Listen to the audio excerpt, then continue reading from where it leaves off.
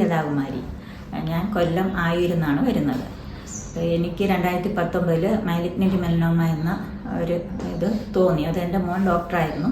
അപ്പോൾ അവൻ എൻ്റെ കാലിൻ്റെ അടിയിൽ കണ്ടപ്പോൾ അമ്മ അത് തന്നെയാണ്, അപ്പോൾ ഒന്ന് പോയി ബയോപ്സി ചെയ്യാൻ പറഞ്ഞു. അപ്പോൾ ബയോപ്സി ചെയ്തപ്പോൾ അത് കറക്റ്റായിരുന്നു. അത് വന്നതിന് ശേഷം ആദ്യം ഇവിടുന്ന് പോകുമ്പോൾ ഒരു 75% എനിക്ക് തന്നെ ഒരു കോൺഫിഡൻസ് തോന്നി.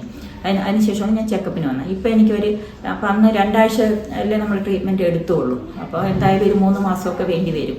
അത് കഴിഞ്ഞിട്ട് നമുക്ക് സ്കാനൊക്കെ എടുക്കാമെന്ന് വിചാരിച്ച് അത് കഴിഞ്ഞിട്ട് ചെക്കപ്പിന് വന്നിട്ട് ഇപ്പം ഏകദേശം 90%. കാരണം എനിക്ക് ലെഫ്റ്റ് സൈഡ് കാലൊക്കെ നല്ല വേദനയും പെയിനും ഒക്കെ ആയിരുന്നു.